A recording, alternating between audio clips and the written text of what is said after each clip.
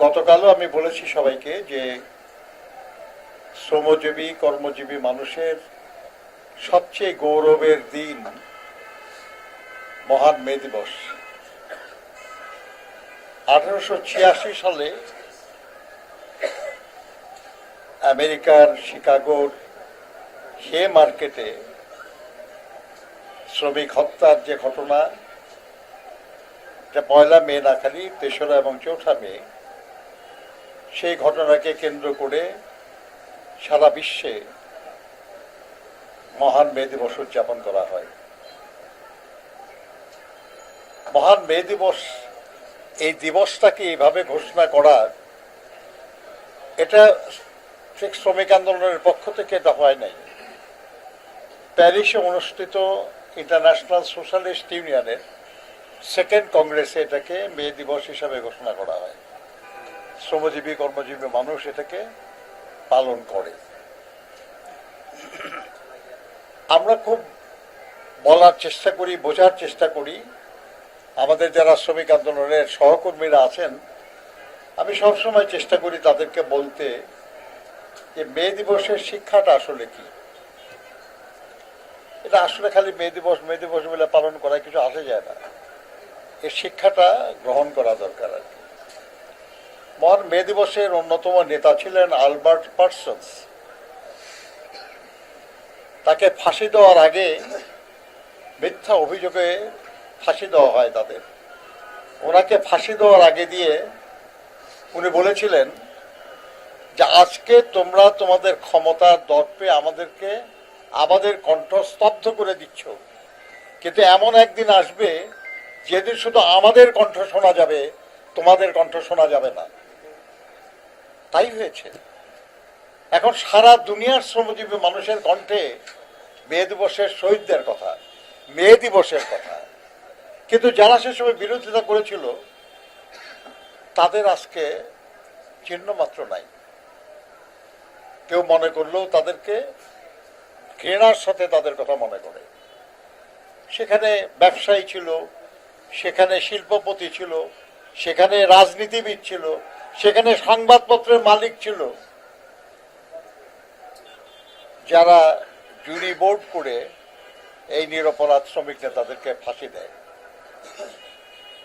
আপনার একজন শ্রমিক নেতা, তাকে উনি গ্রেপ্তার হয় নাই, কিন্তু যখন যারা গ্রেপ্তার হয়েছে তাদের বিচার শুরু হয়েছে, তখন সেই শ্রমিক নেতা নিজে আদালতে হাজির হয়ে গেছে।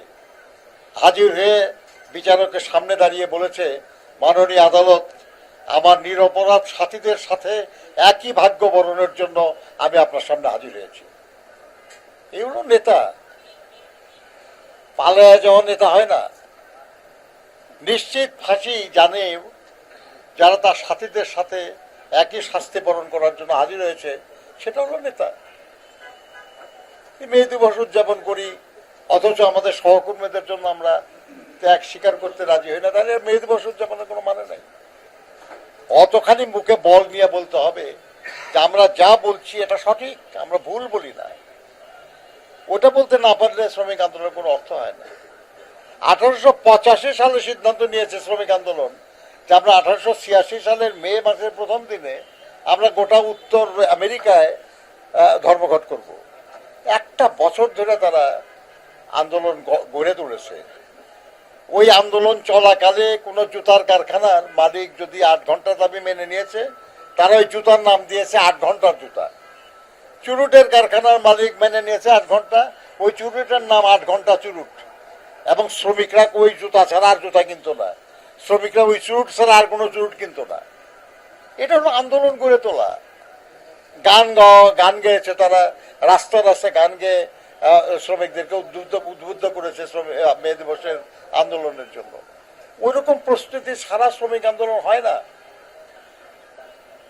এটা মনে রাখতে হবে শ্রমিক আন্দোলনের নেতা কর্মীদের, যদি সত্যি আমরা মনে করি যে মে দিবস আমাদের দিবস, এটা মনে রাখতে হবে সবাইকে আর কি। তো একটা জিনিস বলি আমি আপনাদেরকে, আমি আপনাদের সামনে এই কথা বলতেছি কেন, আমি মনে প্রাণে বিশ্বাস করি সংবাদপত্র, টেলিভিশন, অনলাইনে যারা কাজ করেন তারাও শ্রমিক। তারাও শ্রমিক এবং তারা ট্রেড ইউনিয়নের আইনে রেজিস্টার তাদের সংগঠন। সাংবাদিকদের ইউনিয়ন শ্রম আইনে রেজিস্টার্ড।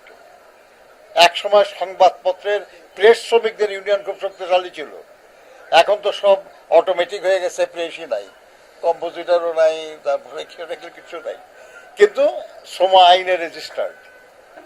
আপনারাও শ্রমজীবী মানুষ, আপনাদের কাছে আমাদের অনুরোধ যে শ্রমজীবী মানুষের এই গৌরবের দিনটাকে সফলভাবে উদযাপনের ব্যাপারে আপনারাও দয়া করে সহযোগিতা করেন।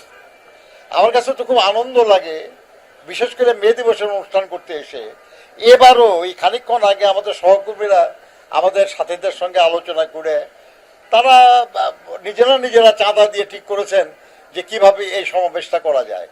যে পরিমাণ টাকা দরকার প্রায় সেই পরিমাণ টাকার প্রতিশ্রুতি অলরেডি আমরা পেয়ে গেছি, আমাদের কারো কাছে টাকার জন্য যেতে হবে না। এবং যে পরিমাণ জনসংখ্যার কথা বলা হচ্ছে, এটা মে দিবসের সমাবেশ করার জন্য এই জনসংখ্যা খুব কম না, যথেষ্ট। এবং এটা শুধু ঢাকা মহানগরে, আশেপাশের জায়গা থেকে আমাদের লোকরা আসবে শ্রমিক আন্দোলনের। প্লাস যেহেতু আমাদের দেশের প্রধানমন্ত্রী, আমাদের দলের চেয়ারম্যান জনাব তারেক রহমান প্রধান অতিথি, মহাসচিব বিশেষ অতিথি, এখানে তো ন্যাচারালি আমাদের দল অঙ্গ দলের লোকরা আরো অন্য তারাও আসবে। কাজে আল্লাহর মেহেরবানি আমরা আশা করছি যে একটা বিশাল সমাবেশ সেদিন অনুষ্ঠিত হবে। তবে একটা জিনিস খালি হিসাব করে বলি, শ্রমিক আন্দোলনের নেতা যারা, আমরা একটু আগে দেখতেছিলাম অনলাইনে যে ঢাকা মহানগরীর জনসংখ্যা হলো 2,53,00,000-এরও বেশি। 2,53,00,000-এরও বেশি। এই ঢাকা মহানগরের জনসংখ্যা সবই তো শ্রমিক না, কিন্তু যদি বলেন শ্রমজীবী কর্মজীবী মানুষ যারা ট্রেড ইউনিয়ন করতে পারে, এটা হিসাব করলে মোটামুটি এর অর্ধেক হয়ে যাবে, তাই না? হবে না? না না, আপনি অর্ধেকও যদি হয় তাহলে কত হলো? 1,26,00,000 বা 27,00,000। তার 1% কত? 1,27,000। আপনারা যে হিসাব করছেন তাতে তো 1,27,000 হয় নাই। তার মানে এই ঢাকা মহানগরীতে শ্রমজীবী কর্মজীবী যত মানুষ আছে তার শতকরা 1% আমরা এখনো সংগঠিত করতে পারি নাই। তারপরে আমাদের সামনে আরো কত কাজ, বলেন কত কাজ আরো আমাদের সামনে। আমরা যদি আরো 1% লোককে যদি শ্রমজীবী মানুষকে যদি সংগঠিত করতে পারি, 2.5 লক্ষ লোক হবে আমাদের মিটিংয়ে। 5% সংগঠিত করতে পারলে প্রায় 7 লাখ লোক হবে আমাদের মিটিংয়ে। ভাবতে পারেন কত সম্ভাবনা আমাদের সামনে। শ্রমিক আন্দোলনের সামনে সম্ভাবনা কত বেশি। আমি আপনাদের একজন মুরব্বী হিসাবে বলি যে এই মে দিবস উপলক্ষে শপথ নেন যে যতজন শ্রমিক আমাদের আছে অন্তত আগামী 1 বছরে আমরা আরো ততজন শ্রমিককে সংগঠিত করব, এবং এরপরের মে দিবসে 2.5 লাখ লোক হবে শ্রমিক দলের পক্ষ থেকে। শুধু কি পারবেন? কি মহানগর এই প্রেসিডেন্ট সাহেব, আরেক সেক্রেটারি সাহেব, আরেক প্রেসিডেন্ট কই, সুমন কই, কি পারা যাবে? কি পারা যাবে? শুধু মহানগরের প্রেসিডেন্ট সেক্রেটারিকে বললাম, পসিবল পসিবল। আর ওটা পারেন যদি তাহলেই মে দিবস উদযাপন। আর মে দিবস উদযাপন তো এটা মানুষটানিকতা। ঠিক আছে, আলহামদুলিল্লাহ। বেঁচে থাকি কিনা তো আপনি জানেন না, কিন্তু যদি বেঁচে থাকি তাহলে জন্য দেখে যেতে পারি। ঠিক আছে, ওকে। প্রিয় সাংবাদিক বন্ধুগণ, আমাদের মে দিবসের সমাবেশ আগামী 1 মে শুক্রবার, ঠিক এখন থেকে আরো 1 সপ্তাহ পরে নাকি, এই অফিসের সামনেই বেলা 2:30টায় অনুষ্ঠিত হবে।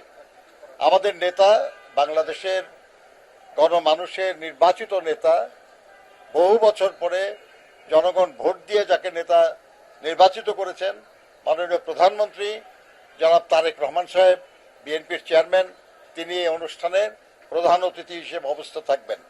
এবং আমাদের দলের মহাসচিব সংগ্রামী জননেতা জনাব ফখরুল ইসলাম আলমগীর সাহেব, তিনি এই অনুষ্ঠানে বিশেষ অতিথি থাকবেন। সভাপতিত্ব করবেন আমাদের শ্রমিক দলের সভাপতি জনাব আনোয়ার হোসেন সাহেব। আমরা সবাই সেখানে উপস্থিত থাকব। আমাদের দলে আরো নেতৃবৃন্দ উপস্থিত থাকবেন, সম্ভবত শ্রমমন্ত্রী সাহেবও উপস্থিত থাকবেন, এবং আরো যারা আমাদের নেতারা আছেন বিভিন্ন সংগঠনে তারা থাকবেন। আমরা আপনাদের কাছে সহযোগিতা চাই। সংবাদ কর্মীদের কাছে, আমাদের সহকর্মী শ্রমিক হিসাবে আপনাদের কাছে সহযোগিতা চাই। আপনার মে দিবসের অনুষ্ঠানটা সফল করার ব্যাপারে এই বিষয়টা নিয়ে একটু প্রচার, এটাকে আমাদের সহযোগিতা করবেন। প্রতিদিনই যদি একটু খবর থাকে যে আগামী 1 মে বেলা 2টায় বিএনপি অফিসের সামনে নয়াপল্টনের শ্রমিক দলের উদ্যোগে মে দিবসের সমাবেশ অনুষ্ঠিত হচ্ছে, ভালো হয়। আপনারা চাইলেই পারবেন, কারণ আপনারাই তো যা দেন তাই তো ছাপা হয় নাকি?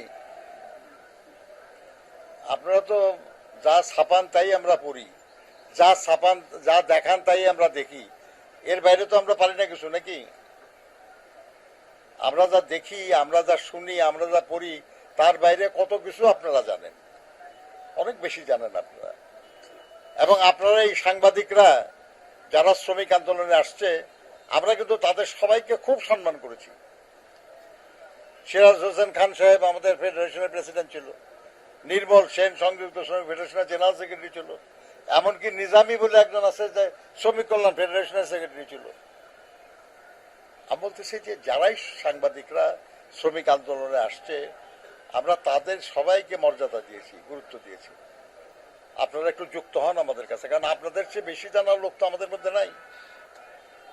আপনাদের কাছে 10,000 খবর আসে, তার মধ্যে 2,000 ছাপান, বাকি 8,000 আপনারা দেখেন, পড়েন, ফালায় দেন। আমরা জানি না আপনাদের কাছে কত ভিডিও আছে, আপনারা কি সব টিভিতে দেখান? দেখেন না তো, কিন্তু আপনারা দেখেন। অর্থাৎ আপনারা আমাদের চেয়ে অনেক বেশি জানেন। এই বেশি জানার লোকদের আমাদের দরকার না শ্রমিক আন্দোলনে? আসেন আমাদের সঙ্গে, চলেন আমরা একসাথে কাজ করি। আপনারা আমাদের কাছে আসার দরকার নেই, বলেন আমরা যাই আপনাদের কাছে, চলেন একসাথে কাজ করি। তা আপনাদেরকে অনেক অনেক ধন্যবাদ, আপনারা কষ্ট করেছেন, আপনারা আছেন উপস্থিত। আমরা অনুরোধ করবো যে প্রতিদিনই আমাদের নেতৃবৃন্দ এখানে কাজ করবে। আপনাদের কারো কোনো খবরের জন্য প্রয়োজন হলে আপনারা আসবেন, বসবেন, তাদের সঙ্গে পাবেন খবর। আর 1 মে তারিখের অগ্রিম দাওয়াত দিয়ে রাখলাম আপনাদের, যে ওই দিন আপনারা আসবেন। আপনাদের জন্য আলাদা প্ল্যাটফর্ম করার চেষ্টা করবো আমরা, যেখানে আপনারা ছবি নিতে পারবেন বা ওখান থেকে আপনারা খবর সংগ্রহ করতে পারবেন। আপনাদের অনেক ধন্যবাদ। আসসালামু আলাইকুম।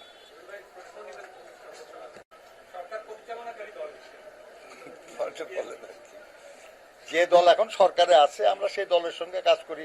যখন সরকারে ছিল না তখনও কাজ করেছি।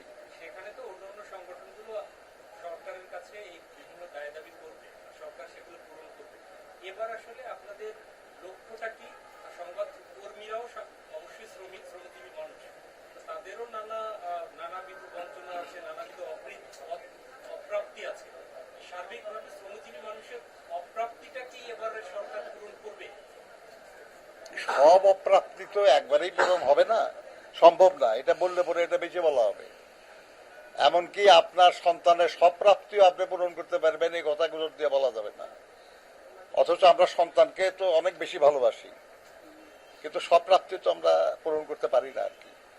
কিন্তু আমি এটা বিশ্বাস করি আর কি, যে এই সরকার নির্বাচনের আগে যে ইশতেহার প্রণয়ন করেছে, সেটার মাধ্যমে প্রমাণ করেছে যে বাংলাদেশের যে কোনো রাজনৈতিক দলের চেয়ে এই সরকার শ্রমজীবী মানুষের জন্য অনেক বেশি ভাবে, অনেক বেশি কিছু করতে চায়।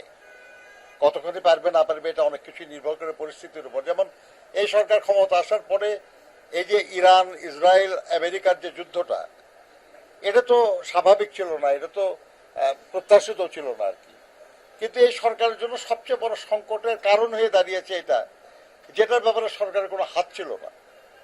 এটা আমাদের বিরোধী দলও করে নাই, আমাদের দেশের জনগণও করে নাই।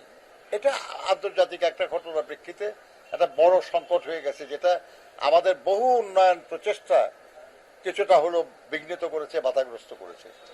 তো সেরকম পরিস্থিতির কারণে কিছু কাজ একটু বিলম্বিত হতে পারে, কিন্তু আমরা বিশ্বাস করি যে সরকার যে প্রতিশ্রুতিগুলি দিয়েছে তার নির্বাচনী ইশতেহারে সেটা পালন করবে।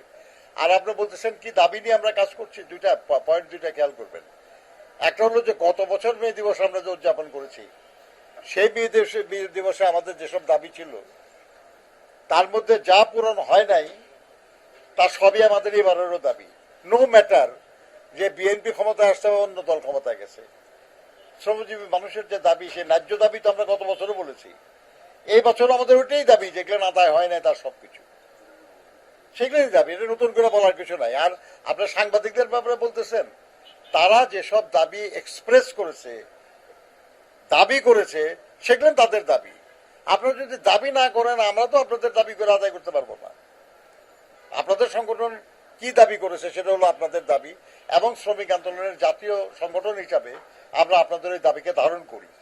আপনাদের সাথে আদায়ের ব্যাপারে আমরা সহযোগিতা করতে পারবো, কিন্তু সেগুলো আমাদেরকে জানতে হবে, বুঝতে হবে। তো আমি আবার অনুরোধ করতেছি আপনাদের যে জাতীয় শ্রমিক আন্দোলনে সব শ্রেণী পেশার শ্রমিক সংগঠনের যুক্ত হওয়া কিংবা অন্তত সম্পর্কিত হওয়াটা খুব গুরুত্বপূর্ণ। ওটা না হইলে কিন্তু মানে ঐক্যবদ্ধ বৃহত্তর আন্দোলন গড়ে উঠতে পারবে না। এই ব্যাপারে আপনাদের সহযোগিতা দরকার আমাদের। ধন্যবাদ। আসসালামু আলাইকুম।